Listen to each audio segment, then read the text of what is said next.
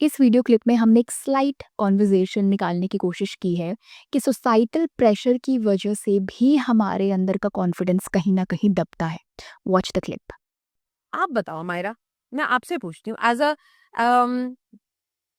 A student, आपको लगा कभी कि आप पे सोसाइटी का प्रेशर था कि आप ऐसे करो? हाँ, कितना प्रेशर था आपको पता है। जैसे मैंने आपको बताया कि एक जो मैंने जो एलकेजी यूकेजी नहीं किया उसका तो था प्रेशर। देन मार्क्स का प्रेशर ऑब्वियसली था, बिकॉज आपको अ, बच्चों के साथ भी एक कंपेयर किया जाता है, आपको घर से भी प्रेशर है, आपको टीचर्स भी प्रेशर डालते हैं। एंड देन मेरा एक्सपीरियंस जो था, I don't know how, because अभी सोसाइटी बहुत चेंज हो गई है, बहुत अच्छा अच्छा हो गया है स्कूल में।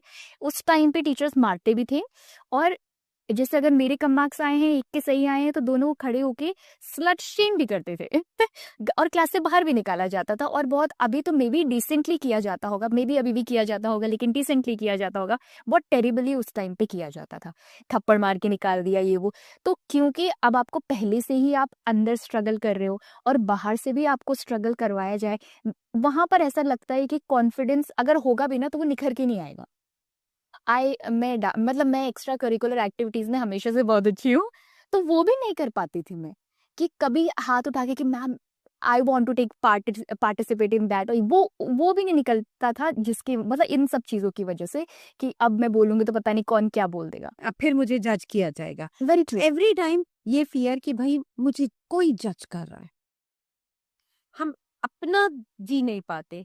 बट अगेन एक और क्वेश्चन हमारा, चाहे आप मुझसे पूछते आए हो, बट मैं चाहती हूँ कि हम इस चीज को एक खुद अपने आप को रिफ्लेक्ट अपॉन करें कि हम क्या, but did it help you? आप अगर लॉन्ग रन में कहो, उस तरीके का बिहेवियर उसने आपको बेनिफिट किया इन द लॉन्ग रन, या आप पे एक नेगेटिव रहा in the long run? Benefit हुआ है उसका। आप काफी छोटी एज में मेच्योर थिंकिंग आ जाती है आपके अंदर।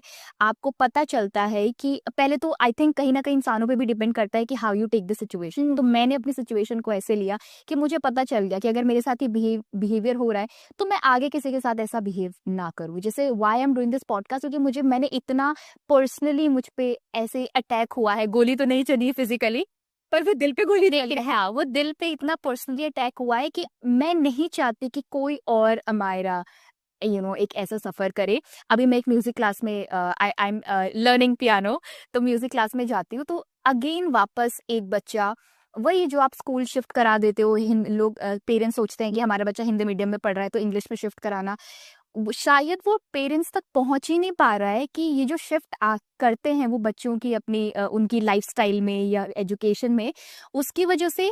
क्योंकि हिंदी स्कूल का जो इन्वायरमेंट होता है वो अलग होता है, वहाँ पर टीचर्स का एटीट्यूड अलग है। वहाँ पर जो सडन शिफ्ट आएगा इंग्लिश इन्वायरमेंट के एटीट्यूड में, इवन जो बच्चे भी इंग्लिश मीडियम के बच्चों में they have a little bit attitude of speaking English, positive attitude, healthy attitude. हाँ, लेकिन वो जो बच्चा अभी हिंदी मीडियम से आया ना, उसके लिए बहुत डिफिकल्ट होता है। और कहीं ना कहीं जो बच्चे इंग्लिश बोलते हैं, इसमें कोई दो राय नहीं है, मैं बिल्कुल आपको एग्री करती हूँ कि उनमें एक सुपीरियोरिटी होती है कि we know how to speak in English, ये रहता है।